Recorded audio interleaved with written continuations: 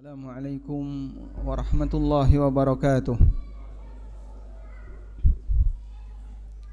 Alhamdulillah wassalatu wassalamu ala Rasulillah wa ala alihi wa sahbihi wa mawalah. Wa ashhadu an la ilaha illallah wahdahu la syarikalah wa ashhadu anna Muhammadan abduhu wa rasuluh sallallahu alaihi wa ala alihi wa sahbihi wa man tabi'al huda ila yaumil qiyamah. Alhamdulillah, puji syukur kita haturkan kehadirat Allah. Kembali di malam ini kita melanjutkan kajian dengan membaca buku Al-Lu'lu' wal Marjan Fima ittafaqa alaihi syaikhan. Dan insyaallah kita akan membaca hadis nomor 870. Diberi judul oleh penulis Babun At-Targhibu fi Suqnal Madinah Was-sabru ala lawaiha Was-sabru ala la'awaiha. Bab motivasi untuk tinggal di kota Madinah dan bersabar dengan ujian, yaitu berupa cuaca yang sangat ekstrim yang ada di Madinah. Hadis Aisyah radhiyallahu anha, qalat, beliau bercerita, qala an-nabiy sallallahu alaihi wasallam, Nabi sallallahu alaihi wasallam bersabda, Allahumma habbib ilaina al-Madinah kama habbabta ilaina Makkah au ashadda.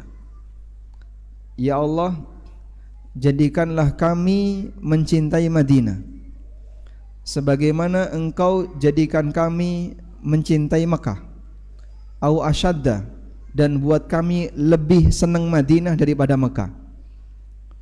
Wal wanqul hummaha ilal Juhfah, dan pindahkan demam Madinah ke daerah Juhfah.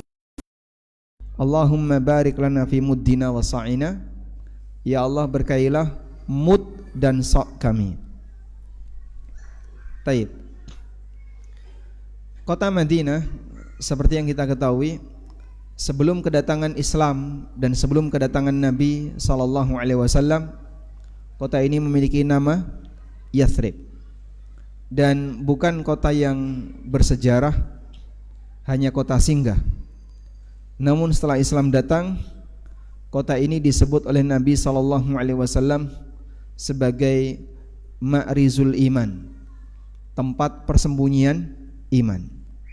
Seperti yang disebutkan dalam hadis riwayat Bukhari dari Abu Hurairah radhiyallahu anhu, Nabi sallallahu alaihi wasallam bersabda, Innal imana la ya'rizu ilal Madinah kama yatu ila hujriha.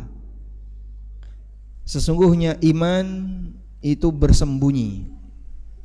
Bahasa Jawanya ngeleng. Tahu ngeleng, Pak? Hah? Kembali ke liang persembunyiannya. Namanya apa? Ngeleng. Sesungguhnya iman ngeleng di kota Madinah, sebagaimana ular ngeleng di rumahnya. Kenapa ular itu ngeleng? Dia mencari tempat yang aman.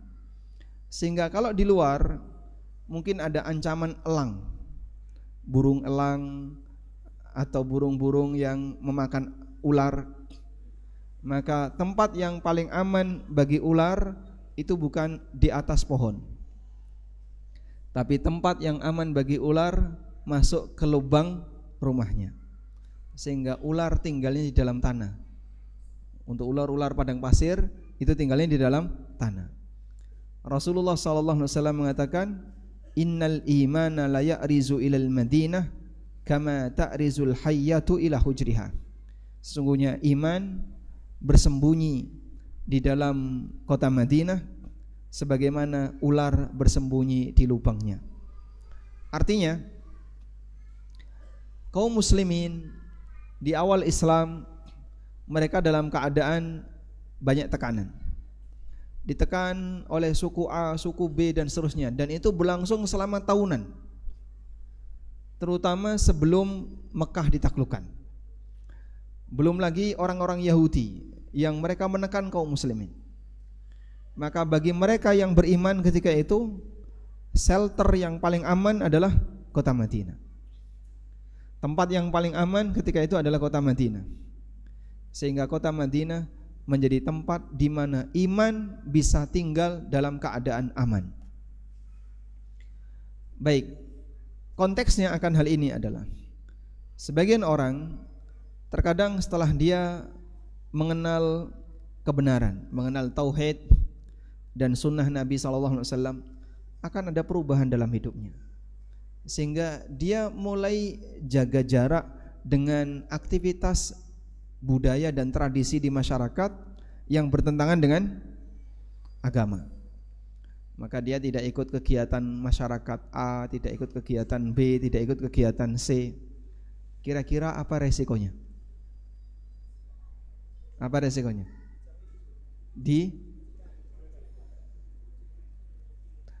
Ketika mati tidak disolati, atau ketika mati tidak ditahlili, mana yang lebih beresiko? Mana yang lebih beresiko? Kalau mati tidak disolati. Masyarakat kita lebih takut yang kedua. Aku nek mati rabok taklili, wah itu dia takut, daripada ketakutan mereka kalau mati tidak disolati. Makanya untuk yang kedua ini jadi syarat mutlak bisa berdamai dengan masyarakat. Kalau mau tinggal di lingkungan yang mungkin mereka masih berbudaya seperti itu. Baik. Sehingga ada banyak orang yang dia takut.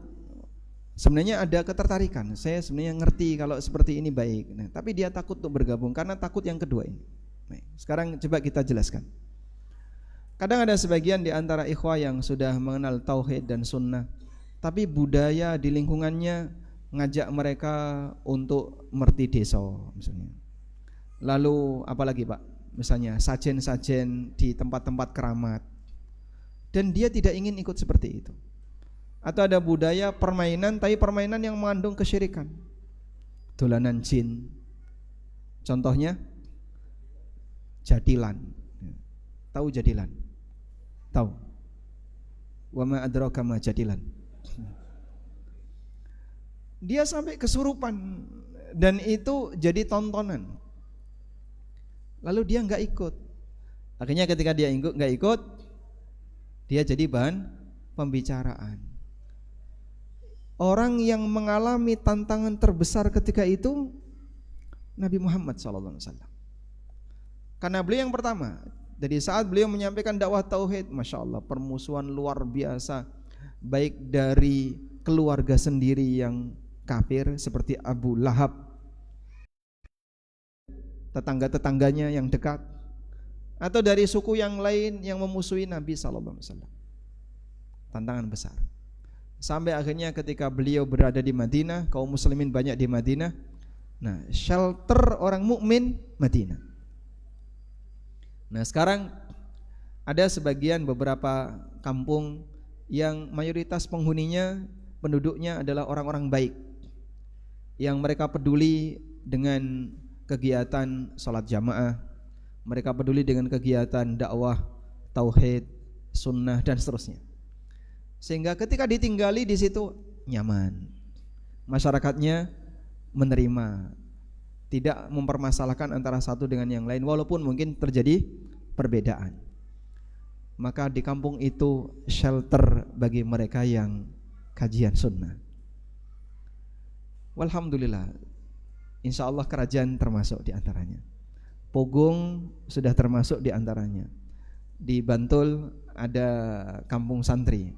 Di beberapa titik walhamdulillah sudah banyak kampung yang bisa menjadi shelter, tempat aman bagi mereka yang ingin menerapkan aktivitas sesuai sunnah.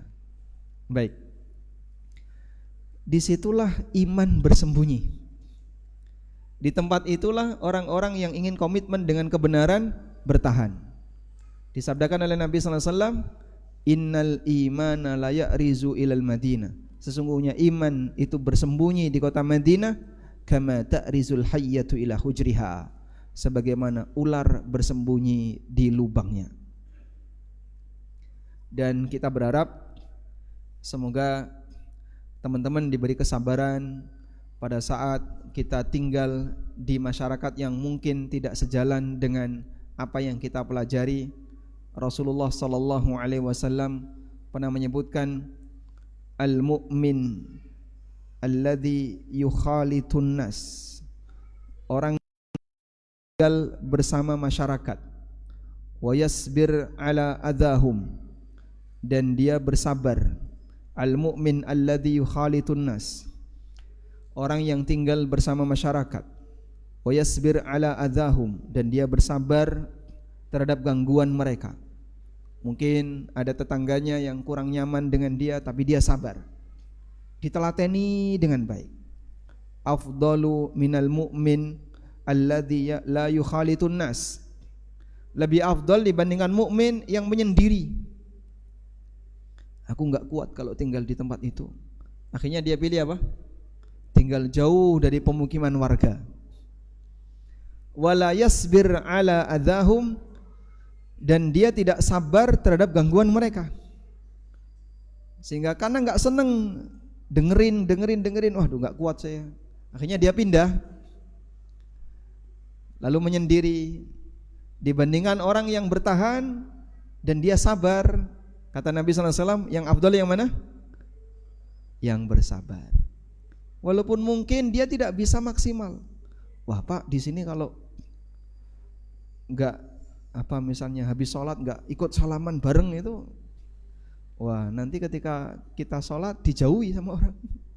Di sini softnya belepotan, begitu kita rapat dia geser, rapat lagi geser lagi, rapat lagi kaki saya diinjak. Ada kayak gitu ya? Gimana ya Pak? Saya kalau sholat di sini semua pada ngelirik saya. Sabar, kau sabar. Mungkin tahap awal kau belum diterima, mungkin kau akan banyak menerima gangguan, tapi ketika dia kumpul bareng masyarakat dan dia sabar, sampai lama-lama mereka bisa menerima, itu lebih baik daripada dia mengasingkan diri dan tidak sabar. Pasti akan ada 1 atau 2 atau 3 orang yang peduli sama kamu. Yang penting tampakkan sebagai muslim yang baik. Sebab mereka masyarakat tidak membaca kitab tauhid, tidak membaca buku manhaj, tapi yang mereka baca adalah perilaku kamu. Masyarakat membaca perbuatan kamu, perilaku kamu, bukan membaca lu'lu' wal marjan. Mereka enggak ngerti isi kitab yang kau baca. Tapi saat perilaku kamu menampakkan orang baik, ramah, nyaman, bermuamalah tidak punya masalah, akhirnya orang menilai, oh Masya Allah, tetangga saya ini sebenarnya orang baik. Tapi mungkin karena beda berkaitan dengan amaliyah agama, jadi sedikit gesekan. Sebab sebagian besar masyarakat awam itu hanya ikut-ikutan. Sebagian besar masyarakat awam hanya ikut-ikutan. Baik. Saya pernah tinggal di sebuah daerah yang saya sangat tidak kerasan, tapi ya bertahan. Dan salah satu tokoh di situ sempat ya mencurigai saya teroris. Itu di tahun-tahun di mana isu teroris banyak bermunculan. Hingga pada waktu kumpul warga ya, beliau ceramah di depan masyarakat. Tolong diwaspadai, teroris bisa saja masuk ke lingkungan kita. Ki wis ketar-ketir aku. Kok nek dikeroyok bareng-bareng lumayan. Walhamdulillah.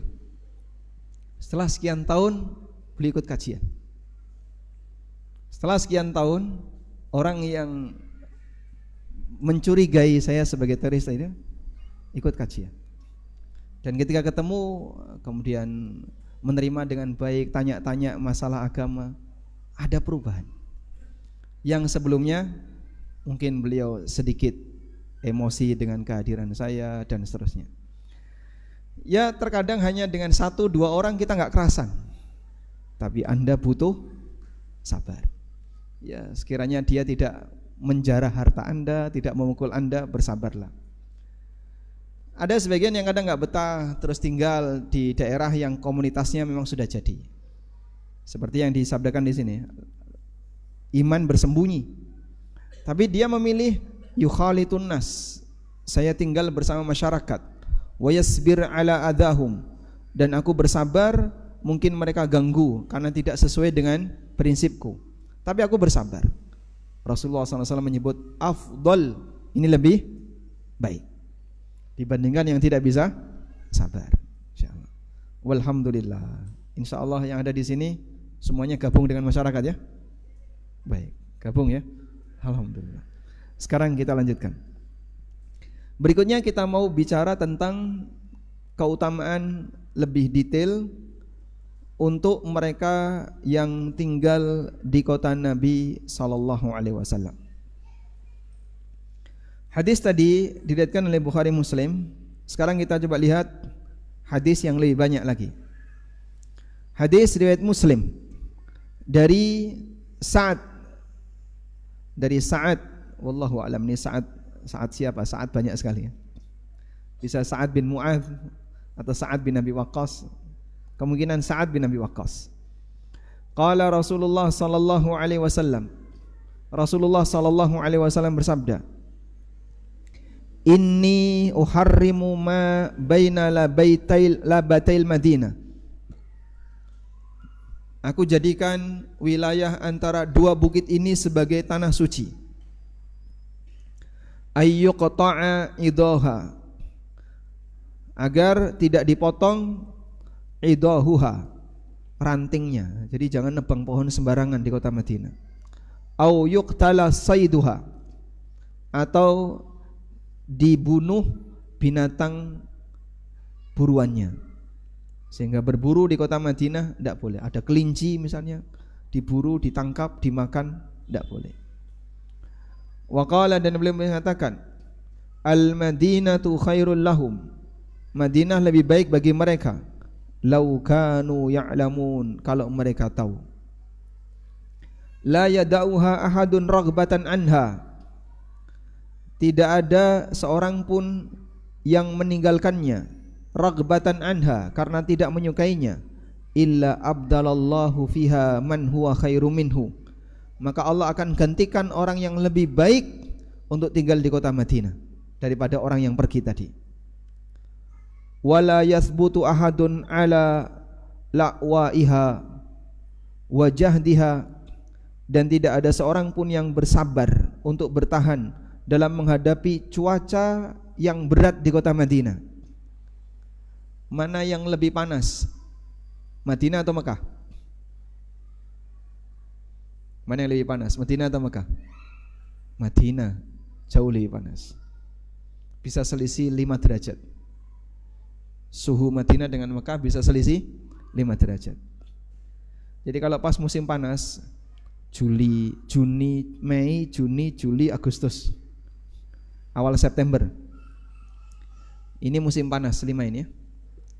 Madinah lebih panas dari Mekah, bisa 45 kalau di puncaknya Juni, Juli, Agustus.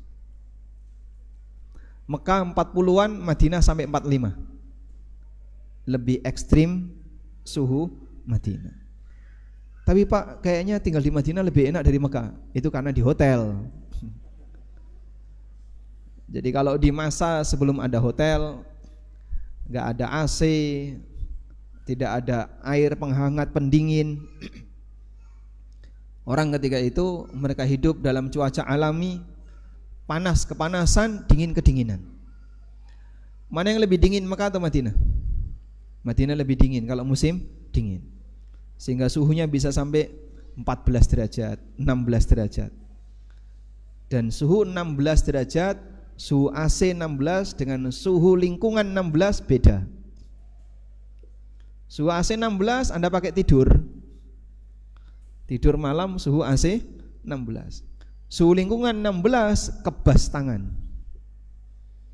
Saya pernah jalan dari hotel ke Baqi sebelum subuh di bulan Desember. Tangan saya kebas, kaku itu, kedinginan tangannya, sehingga sampai keriput-keriput ini, karena jauh lebih dingin daripada di Mekah. Nah, dengan sebab itu dulu orang di Madinah itu nggak betah, karena cuacanya lebih ekstrim, panas sekali, dingin sekali. Maka Rasulullah SAW menjanjikan, siapapun yang bersabar terhadap beratnya tinggal di kota Madinah, bukan berat karena ditekan orang, bukan berat karena tekanan, tapi berat karena suhunya. Illa kuntu lahu syafi'an au syahidan yaumal qiyamah, maka aku akan menjadi pemberi syafaat untuknya kelak di hari kiamat. Aku akan berikan untuknya syafaat di hari kiamat. Baik. Dan di Madinah ketika itu sering terjadi demam. Jadi terkenal demam Yathrib. Makanya pada saat Nabi SAW umrah qadha, diketawain sama orang-orang musyrikin. Lalu mereka bilang, mereka datang bawa penyakit demam Yathrib. Kemudian Nabi SAW berdoa, wangkul humaha ilal Juhfa, pindahkan demamnya Madinah ke daerah Juhfa. Nabi SAW demam Madinah ini dipindah ke Juhfa. Di mana Juhfa ini, Pak? Ini mikot bagi orang yang datang dari Syam. Dia mengambil jalur pesisir laut barat, itu nanti mikotnya Juhfa. Tapi karena Juhfa pernah didoakan Nabi SAW demamnya pindah Juhfa, maka Juhfa ini 0 penduduk. Jadi tidak ditinggali orang. Sampai kata An-Nawawi rahimahullah, siapa yang minum air sumur Juhfa sakit. Jadi kalau mau uji coba bikin orang sakit, mampir Juhfa, cari sumur Juhfa, minum air Juhfa, sakit.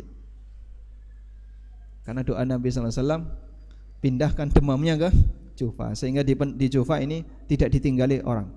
Maka mikot Syam untuk orang Syam ini pindah ke daerah Robil, itu utaranya Juhfa. Coba kita lihat ya, petanya kayak apa, Pak? Nah, ini petanya. Inilah Robil. Di mana Juhfa? Juhfa itu ada di sekitar sini, jadi nggak jauh dari Robil. Karena Juhfa sudah tidak ditinggali, maka mereka menjadikan mikotnya di daerah Robil. Baik. Nah, Robil ini dengan Mekah masih di bawah Mekah ya. Nah, ini mana Mekah? Ini Mekah. Mereka ngambil mikot di Robil, ini Mekah. Robil tadi di sini. Sebagai pengganti mikotnya Juhfa itu di Robil. Wallahu a'lam. Coba kita cari datanya ya.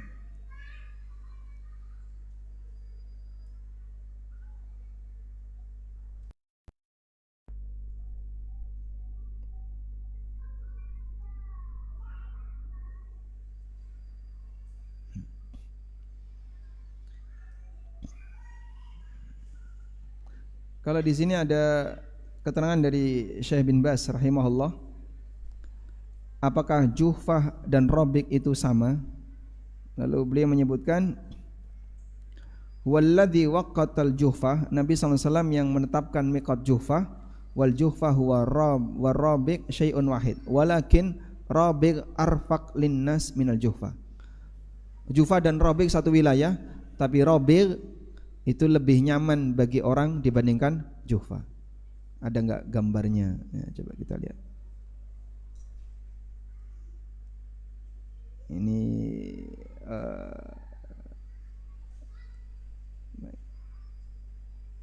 Kelihatan ini Pak?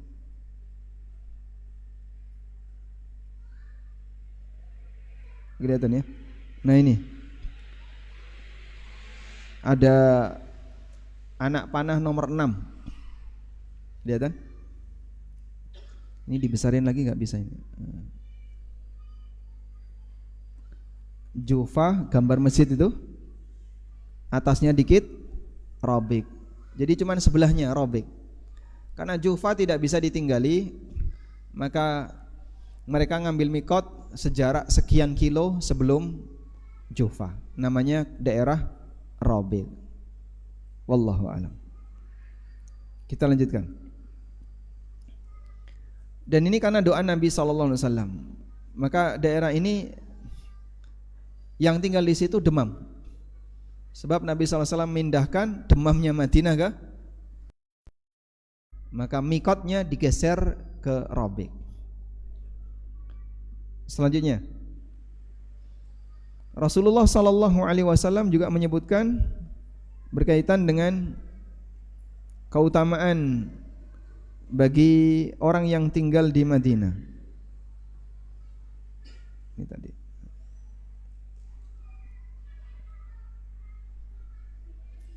Wa rawa Muslim, dan diriwayatkan oleh Muslim dari Abu Hurairah radhiyallahu anhu, Rasulullah sallallahu alaihi wasallam bersabda, "Ya'ti 'alan nasi zamanun yad'u ar-rajulu ibna ammihi wa qaribahu."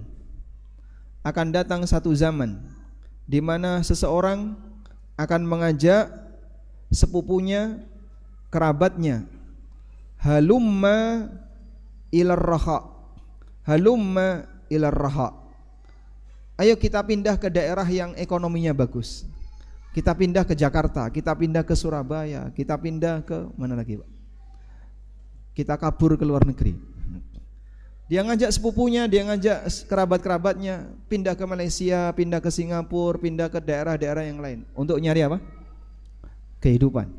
Halumma ilar raha, halumma ilar raha. Lalu kita cari daerah-daerah yang di situ ekonominya bagus. Lalu kata Nabi SAW, wal madinatu khairul lahum law kanu ya'lamun. Tapi Madinah lebih baik bagi mereka kalau mereka tahu. Walladzi nafsi biyadi, demi zat yang jiwaku ada di tangannya, la yakhruju minhum ahadun raghbatan anha, tidak ada satupun orang yang meninggalkan Madinah karena benci dengan Madinah, illa akhlafallahu fiha khairan minhu, kecuali Allah akan gantikan dengan orang yang lebih baik daripada dia. Lalu kata Rasulullah SAW, ala innal madinata kalkir, ketahuilah Madinah itu seperti al-kir. Al-kir itu alat untuk pandai besi yang nyembur, ada apinya itu Pak. Tukhrijul khabitha, Madinah itu seperti alat sembur tadi. Madinah punya kekuatan mengeluarkan orang-orang yang berhati buruk, sebagaimana alat tadi merontokkan kotoran besi. Sehingga besi kalau disembur pakai api, nanti karatnya langsung rontok.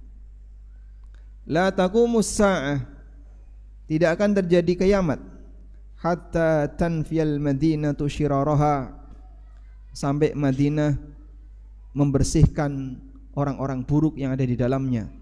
Kama yanfil kiru khabatsal hadits, sebagaimana al-kir membersihkan kotoran-kotoran besi. Baik. Dan Nabi SAW menyampaikan ini, kata beliau di sini, wa qad dhahaba ba'du ahli ilmi, dan sebagian di antara ulama mengatakan bahwa sabda Nabi SAW, Madinah membersihkan orang-orang buruknya, laisa aman fi jami'il azman, ini tidak mencakup semua waktu. Al-Qadhi Iyad mengatakan, wa ka'anna hadza mukhtassun bi zamanihi, apa yang beliau sampaikan ini nampaknya khusus di zaman beliau. Li'annahu lam yakun yasbiru 'alal hijrah, karena banyak orang yang tidak sabar untuk berhijrah. Wal muqamu ma'ahu biha, dan orang yang menetap bersama Nabi SAW di Madinah. Karena hijrah itu berat. Tantangannya apa? Tidak memiliki sumber pendapatan. Mau kerja apa coba? Terus hijrah, apa lagi? Apa tantangan hijrah? Makanan terbatas. Maka termasuk Rasulullah SAW sendiri, kadang beliau kelaparan, sebagaimana yang pernah dialami oleh Abu Bakar dan Umar. Illa man thabata imanuhu, kecuali orang yang imannya kuat sehingga dia bisa bertahan untuk di kota Madinah dalam posisi walaupun dia penuh dengan keterbatasan. Wa qala an-Nawawi, kata an-Nawawi, laisa hadza bidhahirin li'anna 'inda muslimin, yang disampaikan Nabi sallallahu alaihi wasallam, siapa yang meninggalkan Madinah dalam kondisi tidak suka maka akan digantikan dengan orang yang lebih baik. Ini tidak sebagaimana makna tekstualnya. Karena disebutkan dalam hadis riwayat Muslim, la taqumu sa'ah hatta tanfiyal Madinah syiraraha. Kiamat tidak akan terjadi sampai Madinah mengeluarkan orang-orang buruknya. Kamayan fil kir khabathal hadis, sebagaimana al-kir bisa membersihkan kotoran besi. Wa hadza wallahu a'lam. Wallahu a'lam, kata Asy-Syafi'i, kata An-Nawawi, ini terjadi zamanad Dajjal, di masa Dajjal. Sehingga saat Dajjal keluar, orang munafik yang ada di Madinah ikut. Bagaimana kejadiannya? Madinah terjadi gempa. Kayak apa Pak Madinah terjadi gempa itu Pak? Wallahu a'lam. Gedung-gedungnya jadi apa itu Pak? Tinggi-tinggi. Yang jelas Madinah terjadi gempa. Gempa itu 3 kali. Lalu orang-orang munafik keluar Madinah. Begitu dia keluar Madinah, dia jadi pengikutnya Dajjal. Disitulah kota Madinah mengeluarkan kotorannya. Al-Hafidz Ibnu Hajar menjelaskan, wa yuhtamalu ayyakunal muradu kullan minaz zamanain. Bisa jadi maknanya adalah bahwa Madinah mengeluarkan kotorannya terjadi di 2 zaman. Pertama di zaman Nabi SAW, dan yang kedua di zaman munculnya Dajjal. Wa kana al-amru fi hayatihi kadzalika lis-sababil madhkur, seperti yang pernah terjadi di masa beliau hidup. Wa yu'ayyiduhu qissatul A'rabi, ini kisah tentang Badui al-atiyah ba'da abwabin, fa innahu sallallahu alaihi wasallam dzakar hadzal hadits mu'allalan bi khurujal a'rabi wa su'alihi al-iqalata 'anil bai'ah. Ada orang Badui yang dia datang ke kota Madinah tapi enggak betah, sehingga Nabi SAW ketika membaiat dia untuk bertahan, tapi dia enggak mau. Awalnya dia tinggal sehari, 2 hari, sekian hari pergi. Badui itu tidak tahan ketika diminta oleh Nabi SAW menetap di Madinah. Wallahu a'lam. Walhamdulillahirabbil alamin. Dari sini kita bisa mendapatkan pelajaran, Madinah termasuk di antara kota yang mulia, tapi di zaman Nabi SAW tidak semua orang betah tinggal di sana, sehingga mereka yang imannya tidak kuat keluar. Dan ini juga nanti akan berulang terjadi saat Dajjal muncul. Orang munafik yang mereka imannya meragukan akan keluar dari Madinah. Semoga yang kita bahas ini bermanfaat. Cukup sampai di sini, insyaallah tidak ada lanjutan setelah adzan. Wassallallahu ala nabiyyina Muhammadin wa ala alihi wa sahbihi wasallam. Wa akhiru da'wana alhamdulillahirabbil alamin. Wassalamualaikum warahmatullahi wabarakatuh.